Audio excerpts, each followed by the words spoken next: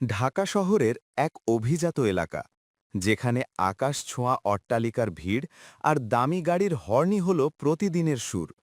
এই এলাকার বুক চিরে দাঁড়িয়ে আছে রয়্যাল একাডেমি, শহরের সবচেয়ে নামী স্কুল।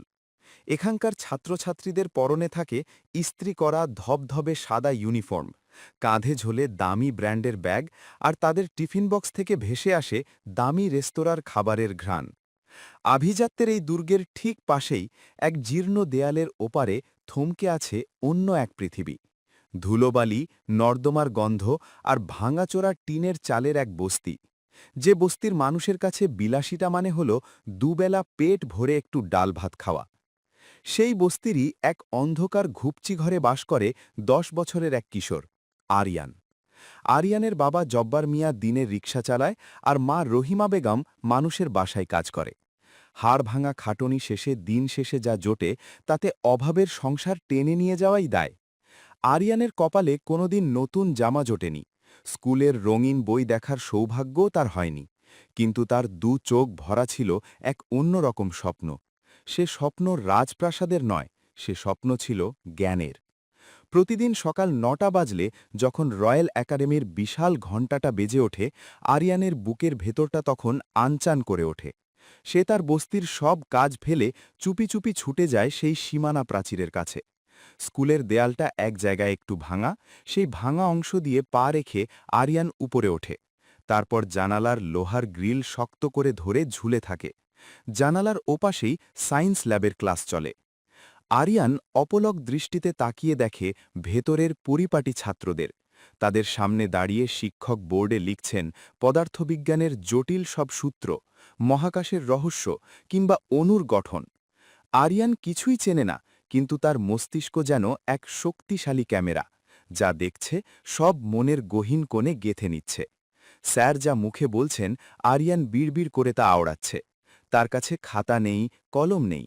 বিকেলে যখন সে বস্তির ঘরে ফেরে, তখন জ্বলন্ত উনুন থেকে কুড়িয়ে নেওয়া পোড়া কাঠ কয়লা দিয়ে সে তার ঘরের স্যাঁতসেঁতে দেয়ালে সেই সূত্রগুলো লিখে রাখে। তার কাছে ওই কালো কয়লার দাগগুলোই ছিল আগামীর উজ্জ্বল নক্ষত্র। আরিয়ান জানত না সে কি শিখছে, কিন্তু সে অনুভব করত এই রহস্যময় অক্ষরগুলোই একদিন তাকে এই অন্ধকার বস্তি থেকে মুক্তি দেবে। কিন্তু এই জ্ঞানের পথ আরিয়ানের জন্য মোটেই সহজ ছিল না। একদিন ক্লাসের মাঝপথে সুমিত নামের এক বিত্তবান ছাত্রের নজর পড়ে জানালার দিকে। সে দেখল এক ময়লা পোশাক পরা উস্কো খুস্কো ছেলে গ্রিল ধরে উঁকি দিচ্ছে। সুমিত তাচ্ছিল্যের হাসিতে ফেটে পড়ল। সে তার বন্ধুদের ফিসফিস করে বলল, দেখ দেখ, চিড়িয়াখানার বানরটা আবার এসেছে। পুরো ক্লাস হু হু করে হেসে উঠল। সুমিত তার টিফিন বক্স থেকে আধ খাওয়া পাউরুটি আর প্লাস্টিকের বোতলটা জানালার বাইরে আরিয়ানের দিকে ছুঁড়ে মারল। বোতলটা আরিয়ানের কপালে লাগতেই সে থমকে গেল। সুমিত চেঁচিয়ে বলল, এই ফকিরনির ছেলে, এখানে কি দেখিস? যাতায়াত করিস ড্রেনে আর উঁকি মারিস রাজপ্রাসাদে? ভাগ এখান থেকে। আরিয়ানের চোখে জল এসে গেল। কপালটা চিনচিন করে ব্যথা করছিল। অপমানে তার ছোট বুকটা ফেটে যাচ্ছিল, কিন্তু সে হাত ছাড়ল না। তার ভেতরে থাকা জ্ঞানের তৃষ্ণা অপমানের চেয়েও বড় ছিল। সে চোখের পানি মুছে আবারও বোর্ডের দিকে তাকাল। মনে মনে নিজেকে বলল, তোমরা আমাকে গালি দিতে পারো, কিন্তু আমার শেখার অধিকার কেড়ে নিতে পারবে না। কিন্তু ভাগ্য সেদিন আরিয়ানের উপর একটু বেশি সদয় ছিল। ঠিক সেই মুহূর্তে করিডোর দিয়ে যাচ্ছিলেন স্কুলের কঠোর মেজাজের প্রিন্সিপাল ডক্টর শফিউল আলম। ছাত্রদের চিৎকার শুনে তিনি দাঁড়িয়ে পড়লেন। জানালা দিয়ে তাকিয়ে দেখলেন এক শীর্ণকায় বালক গ্রিল ধরে ঝুলে আছে। ডক্টর আলম গম্ভীর গলায় ডাকলেন, কে ওখানে? তুমি এখানে কি করছ? আরিয়ান ভয় পেয়ে গেল। সে ভাবল এবার বোধহয় পুলিশে দেবে। সে হাত ছেড়ে দিয়ে দেয়াল থেকে নিচে লাফ দিল, কিন্তু ডক্টর আলম ছাড়ার পাত্র নন। তিনি নিচে নেমে এসে আরিয়ানকে ধরে ফেললেন। আরিয়ানের সারা শরীর কাঁপছে। ডক্টর আলম তার দিকে তীক্ষ্ণ দৃষ্টিতে তাকিয়ে বললেন, প্রতিদিন দেখি তুমি এখানে ঝুলে থাকো, কেন? চুরি করার ফন্দি? আরিয়ান মাথা নিচু করে ধরা গলায় বলল, না স্যার, আমি চুরি করতে আসিনি। আমি শুধু দেখতে আসি স্যার কি পড়ান। আমার পড়ার খুব শখ স্যার, কিন্তু আমার বাবার টাকা নেই। ডক্টর আলম অবাক হলেন। তিনি আরিয়ানকে তার এসি রুমে নিয়ে গেলেন। সেই রাজকীয় অফিসে আরিয়ানের ধুলো মাখা পা যেন এক বেমানান কলঙ্ক। প্রিন্সিপাল তাকে জিজ্ঞেস করলেন, শিক্ষক বোর্ডে যা লেখেন তার কিছু কি তুমি বোঝো? আরিয়ান কাঁপতে কাঁপতে বলল, সব বুঝি না স্যার, তবে আমি বাসায় গিয়ে কয়লা দিয়ে সব লিখে রাখি। ডক্টর আলামের মনে কৌতূহল জাগল। তিনি তার টেবিল থেকে একটি খাতা আর কলম এগিয়ে দিলেন। বললেন, আজ স্যার বোর্ডে যা লিখেছেন তার কিছু এখানে লিখে দেখাতে পারবে? আরিয়ান খাতাটা নিল। কয়েক মুহূর্ত চোখ বন্ধ করে সে যেন সেই স্মৃতিগুলো হাতড়াতে লাগল। তারপর ঝড়ের গতিতে সে কলম চালাতে শুরু করল।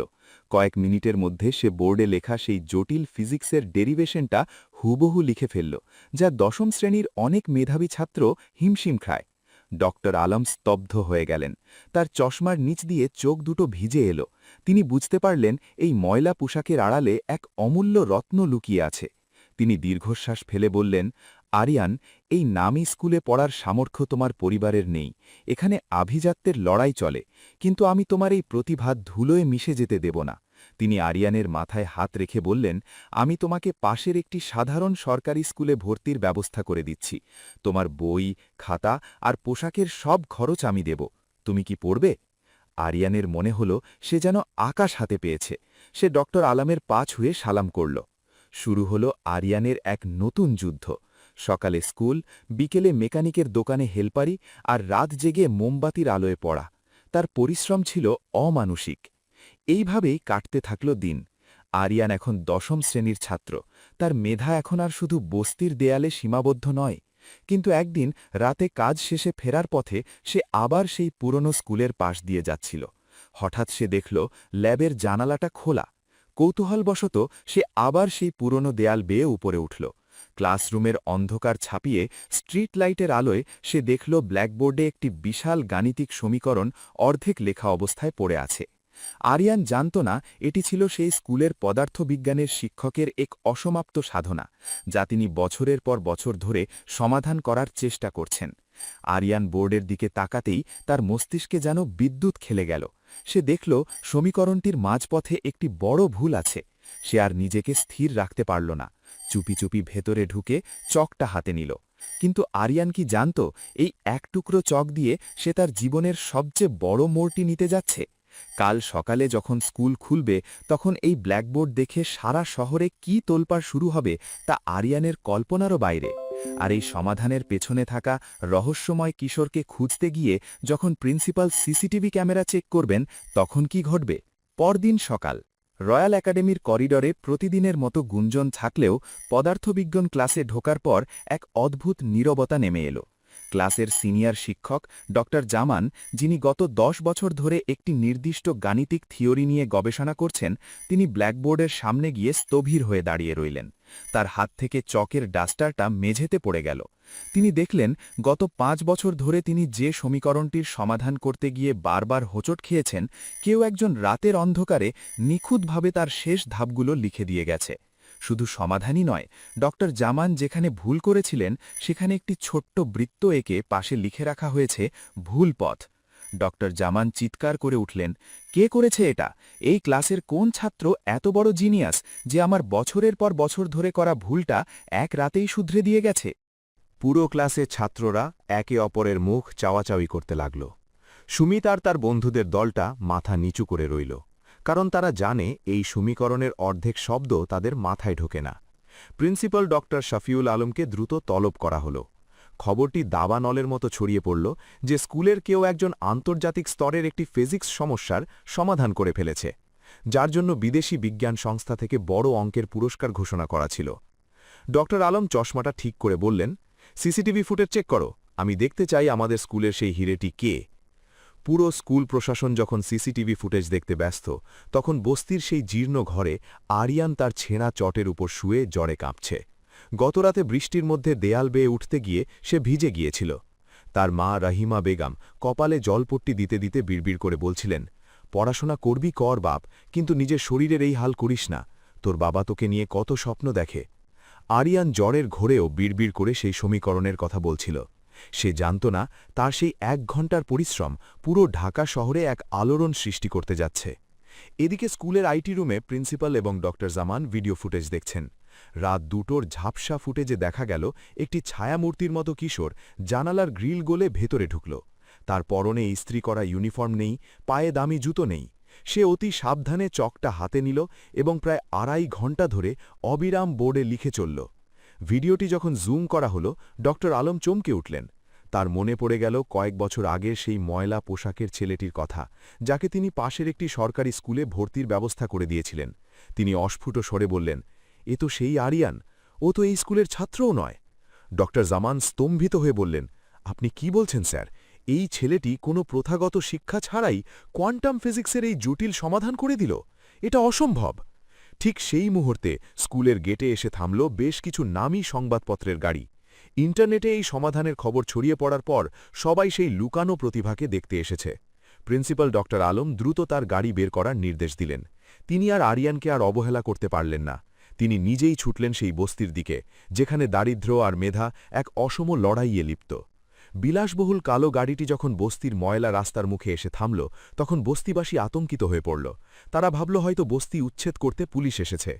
আরিয়ানের বাবা জব্বার মিয়া রিকশা রেখে কাঁপতে কাঁপতে এগিয়ে এলেন। প্রিন্সিপাল গাড়ি থেকে নেমে বললেন, আরিয়ান কোথায়? আমি আরিয়ানের সাথে দেখা করতে চাই। ভাঙা ঘরের কোণে আরিয়ান তখনও শুয়েছিল। প্রিন্সিপাল ভেতরে ঢুকলেন। ধুলোমাখা দেয়ালের গায়ে কয়লা দিয়ে লেখা অসংখ্য বিজ্ঞান আর গণিতের সূত্র দেখে তিনি শিউরে উঠলেন। তিনি বুঝতে পারলেন এই স্যাঁতস্যাঁতে অন্ধকার ঘরেই আসলে পৃথিবীর আগামী দিনের শ্রেষ্ঠ বিজ্ঞানী বাস করছে। তিনি আরিয়ানকে জড়িয়ে ধরে বললেন, আরিয়ান, তুমি আজ যা করেছ তার জন্য পুরো বিশ্ব তোমাকে খুঁজছে। তুমি আর এই অন্ধকারে থাকবে না, চলো আমার সাথে। আরিয়ানকে সাথে সাথে শহরের সবচেয়ে বড় হাসপাতালে ভর্তি করা হলো। তার চিকিৎসার সব দায়িত্ব নিলেন প্রিন্সিপাল। কয়েকদিন পর সুস্থ হয়ে যখন আরিয়ান রয়্যাল একাডেমির হলরুমে দাঁড়াল, তখন তাকে ঘিরে শত শত ক্যামেরা। যে সুমিত একদিন তাকে ফকনির ছেলে বলে অপমান করেছিল, সে আজ ভিড়ের মধ্যে লুকিয়ে রইল লজ্জায়। আন্তর্জাতিক বিজ্ঞান সংস্থা থেকে আরিয়ানের জন্য ১ কোটি টাকার পুরস্কার আর বিশ্বের নামী বিশ্ববিদ্যালয় অক্সফোর্ডে পড়ার পূর্ণ স্কলারশিপ ঘোষণা করা হল। আরিয়ানের মা বাবা ফ্যাল করে তাকিয়ে দেখছিলেন তাদের ছেলেকে, যে ছেলেটি কয়লার দাগে নিজের ভাগ্য বদলে দিয়েছে। তবে আরিয়ান সেখানেই থেমে থাকেনি।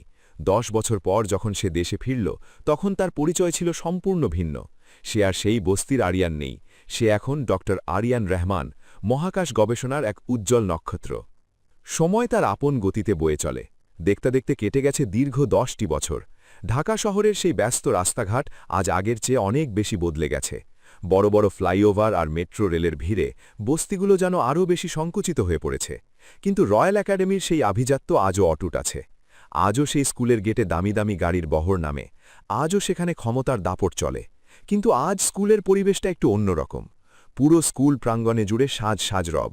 লাল গালিচা বেছানো হয়েছে গেট থেকে শুরু করে অডিটোরিয়াম পর্যন্ত। বড় বড় মন্ত্রী আর দেশি বিদেশি সংবাদ মাধ্যমের ভিড়ে তিল ধারণের জায়গা নেই। আজ এই স্কুলের এক বিশেষ দিন। বিশ্বের শ্রেষ্ঠ ১০ জন পদার্থবিজ্ঞানীর এক ডক্টর আরিয়ান রহমান আজ তার পুরনো এই স্কুলে আসছেন একটি বিশেষ বক্তৃতা দিতে। স্কুলের বর্তমান ছাত্রছাত্রীরা রোমাঞ্চিত। তারা জানে না ডক্টর আরিয়ানের আসল পরিচয়। তারা শুধু জানে এই মানুষটির একটি গবেষণাপত্র মহাকাশ বিজ্ঞানের নতুন দিগন্ত উন্মোচন করেছে। কিন্তু স্কুলের ধুলোমাখা এক কোণে একটি জীর্ণ ঘরে বসে আছেন এক বৃদ্ধ মানুষ।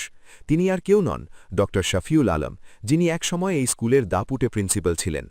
আজ তিনি অবসরে, শরীরটা ভেঙে পড়েছে, বয়সের ভারে হাত পা কাঁপে। তিনি এক কোণে বসে ভাবছিলেন ১০ বছর আগের সেই বৃষ্টির রাতের কথা। ঠিক দুপুর ১২টায় স্কুলের গেটে এসে থামল ৫টি কালো রঙের অত্যাধুনিক লিমুজিন। সশস্ত্র বডিগার্ডরা চারপাশ ঘিরে ফেলল। প্রোটোকল মেনে গাড়ি থেকে নামলেন সুঠাম দেহের এক যুবক, চোখে রূপালী ফ্রেমের চশমা, পরনে দামি নেভি ব্লু স্যুট, আর চলনে এক শান্ত আত্মবিশ্বাস। তিনি আর কেউ নন, আমাদের আরিয়ান। তাকে দেখার সাথে সাথে ভিড়ের মধ্যে হুলস্থুল পড়ে গেল। ক্যামেরাগুলোর ফ্ল্যাশ লাইটে চারিদিক আলোকিত হয়ে উঠল। আরিয়ানকে যখন মঞ্চে নেওয়া হলো, তখন সবাই তাকে দাঁড়িয়ে সম্মান জানাল। বড় বড় ব্যবসায়ীরা তার সাথে হাত মেলানোর জন্য উদ্গ্রীব। আরিয়ান হাসি মুখে সবার অভিনন্দন গ্রহণ করলেন, কিন্তু তার চোখ দুটি ভিড়ের মধ্যে কাউকে খুঁজছিল। মঞ্চে দাঁড়িয়ে আরিয়ান মাইকটা হাতে নিলেন। পুরো অডিটোরিয়াম তখন পিনপতন নীরব। আরিয়ান তার বক্তৃতা শুরু করলেন এক অদ্ভুত স্বরে। তিনি বললেন, আজ আপনারা আমাকে দেখছেন একজন বিজ্ঞানী হিসেবে, কিন্তু এই চকমকে স্যুটের আড়ালে আমি আজও সেই ১০ বছরের ছেলেটি, যে কিনা ক্ষুধার জ্বালায় ছটফট করত আর এক টুকরো কয়লাকে হিরে মনে করে দেয়ালে লিখত। দর্শক সারির বসা সবাই অবাক। আরিয়ান বলতে থাকলেন, এই স্কুলের দেয়ালে আমি কোনোদিন অনুমতি পাইনি প্রবেশের। আমি ছিলাম সেই নোংরা বস্তির ছেলে, যাকে এই জানালার ওপাশে বসা ছাত্ররা পচা খাবার ছুঁড়ে মেরেছিল। আমার কপালে সেই আঘাতের দাগ আজও আছে, যা আমাকে প্রতিদিন মনে করিয়ে দেয় মেধা কোনো দামি ইউনিফর্মের মুখাপেক্ষী নয়। আরিয়ানের কথা শুনে অডিটোরিয়ামে উপস্থিত বিত্তবান অভিভাবকরা লজ্জায় মাথা নিচু করলেন। আরিয়ান তখন মঞ্চ থেকে নেমে এলেন। তিনি নিরাপত্তারক্ষীদের বাধা সরিয়ে সোজা এগিয়ে গেলেন অডিটোরিয়ামের সেই পেছনের সারিতে, যেখানে ড শাফিউল আলম একা বসেছিলেন। আরিয়ান কোনো কথা না বলে বিশ্বের শ্রেষ্ঠ বিজ্ঞানীর অহংকার বিসর্জন দিয়ে সরাসরি বৃদ্ধ শিক্ষকের পা জড়ালেন। ড আলমের চোখ দিয়ে ঝরঝর করে জল পড়তে লাগল। তিনি কাঁপা কাঁপা হাতে আরিয়ানকে তোলার চেষ্টা করলেন। আরিয়ান বললেন, স্যার, যদি সেদিন আপনি হাত ধরে ওই এসি রুমে না নিতেন, তাহলে আজ আমি হয়তো কোনো ট্রাকের হেল্পারই করতাম। আপনার সেই একটুখানি সাহায্য আর বিশ্বাসের কারণেই আজ আমি এখানে। আরিয়ানের এই বিনয় দেখে সেখানে উপস্থিত সবার চোখের কোণ ভিজে উঠল। মিডিয়ার ক্যামেরায় ধরা পড়ল এক অবিস্মরণীয় দৃশ্য। একজন বিশ্ববিখ্যাত বিজ্ঞানী তার আদি শিক্ষকের পদতলে বসে আছেন। বিকেলে আরিয়ান যখন স্কুল থেকে বের হলেন, তিনি গাড়িতে না উঠে সরাসরি হেঁটে চললেন সেই পেছনের দেওয়ালটার দিকে। সেই ভাঙা দেওয়ালটা এখন মেরামত করা হয়েছে, কিন্তু আরিয়ানের মনে হল তিনি যেন দেখতে পাচ্ছেন সেই ছোট আরিয়ানকে, যে গ্রিল ধরে ভেতরে উকি দিচ্ছে। তিনি সেখানে দাঁড়িয়ে এক দীর্ঘশ্বাস ফেললেন। তার বাবা মা এখন আর সেই বস্তিতে থাকেন না। আরিয়ান তাদের জন্য শহরের নিরিবিলি এলাকায় একটি সুন্দর বাড়ি করে দিয়েছেন, কিন্তু আরিয়ানের মনটা পড়েছিল এই বস্তির ধুলোবালিতেই। আরিয়ান এক বড় ঘোষণা দিলেন। তার সেই 1 কোটি টাকার পুরস্কার আর তার অর্জিত বিপুল অর্থ দিয়ে তিনি রয়্যাল একাডেমির ঠিক পাশেই একটি বিশাল গবেষণা ও শিক্ষা কেন্দ্র গড়ার কাজ শুরু করলেন, যার নাম দিলেন স্বপ্নকুটির। সেখানে কোনো আভিজাত্য থাকবে না কোনো দামি পোশাকের প্রতিযোগিতা। সেখানে কেবল মেধার ভিত্তিতে রাস্তার টোকাই থেকে শুরু করে বস্তির যে কেউ বিনামূল্যে উচ্চশিক্ষা ও গবেষণার সুযোগ পাবে। আরিয়ানের এই উদ্যোগে সাড়া দিল পুরো দেশ। যে বস্তিবাসী তাকে একদিন অপরাধী ভেবেছিল, তারা আজ তার নামে জয়ধ্বনি দিচ্ছে। আরিয়ান সেই বস্তির অলিগলিতে হাঁটছিলেন। তার কানে আসছিল ছোট ছোট বাচ্চাদের কোলাহল। তিনি দেখলেন ল্যাম্পপোস্টের নিচে বসে এক কিশোর ছেঁড়া খাতার পাতায় কলম দিয়ে হিজিবিজি কাটছে। আরিয়ান তার পাশে গিয়ে দাঁড়ালেন। ছেলেটির মাথায় হাত রেখে বললেন, কি করছো খোকা? ছেলেটি ভয় পেয়ে বলল, কিছু না স্যার, স্কুলের স্যাররা আমাদের তাড়িয়ে দিয়েছে, তাই এখানে বসে আঁকছি। আরিয়ান হাসলেন। তিনি নিজের পকেট থেকে দামি ফাউন্টেন পেনটা বের করে ছেলেটির হাতে দিলেন। বললেন, এই নাও, এটা দিয়ে লিখো। মনে রেখো, তুমি যে কাগজটায় লিখছ, ওটাই তোমার পৃথিবী জয়ের অস্ত্র। গল্পের শেষ দৃশ্যে দেখা যায় আরিয়ান তার লিমুজিনে ওঠার আগে একবার পেছনে ফিরে তাকালেন। সূর্যাস্তের আলোয় বস্তির টিনের চালগুলো সোনার মতো চকচক করছিল। আরিয়ান বুঝলেন, দারিদ্র্য কোনো অভিশাপ নয়, বরং এটি একটি কঠিন পরীক্ষা। যারা এই পরীক্ষায় ধৈর্য আর জেদ নিয়ে টিকে থাকে, প্রকৃতি তাদের একদিন রাজার আসনে বসায়। আরিয়ানের এই গল্পটি শুধু সাফল্যের নয়, এটি একটি প্রতিরোধের গল্প, আভিজাত্যের অন্ধ অহংকারের বিরুদ্ধে মেধার লড়াইয়ের গল্প। আরিয়ান তার গাড়িতে উঠে বসলেন। গাড়িটি যখন ছাঁ করে বেরিয়ে গেল, তখন তার মনের পর্দায় ভেসে উঠল সেই পুরনো স্মৃতি, এক টুকরো কয়লা আর এক সমুদ্র সমান স্বপ্ন। আজ সেই স্বপ্ন শুধু আরিয়ানের একার নয়, স্বপ্নকুটিরের হাজারো সুবিধাবঞ্চিত শিশুর চোখে এখন বিশ্বজয়ের নেশা। আরিয়ানের এই জীবনযুদ্ধ আমাদের শিখিয়ে দেয় যে শিকড়কে ভুলে গিয়ে কোনোদিন আকাশ ছোঁয়া যায় না, আর সাহায্য করার জন্য কোটি টাকার প্রয়োজন হয় না, প্রয়োজন হয় একটি সুন্দর মন আর একটুখানি সহমর্মিতার। আপনার আশেপাশেও হয়তো কোনো আরিয়ান অবহেলায় বেড়ে উঠছে। তাকে অবজ্ঞা করবেন না, কারণ আজকের অবহেলিত সেই শিশুই হতে পারে আগামী দিনের পৃথিবীর কোনো বিস্ময়কর সমাধান। গল্পের শেষ কথা, আরিয়ানের যাত্রা আমাদের মনে করিয়ে দেয় যে মানুষের মনুষ্যত্ব তার পোশাকে নয়, বরং তার কর্মে আর মেধার দীপ্তিতে। পৃথিবীর কোনো দেওয়ালই মেধাকে চিরকাল বন্দী করে রাখতে পারে না। বন্ধুরা, ভিডিওটা যদি ভালো লেগে থাকে তাহলে অবশ্যই লাইক, কমেন্ট আর সাবস্ক্রাইব করে দিও। ধন্যবাদ।